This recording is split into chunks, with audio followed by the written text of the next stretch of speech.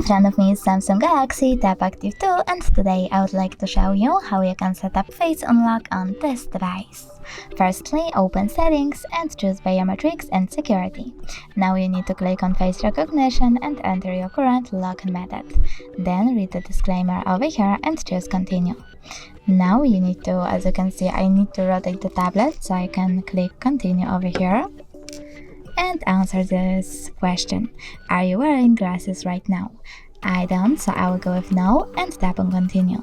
Remember to be still until you see your 100% marker.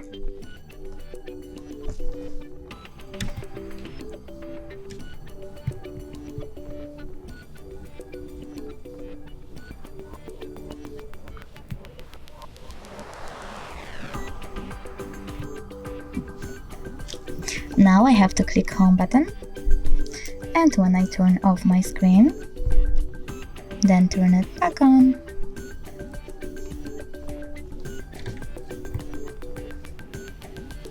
I can see that Face Unlock is working properly.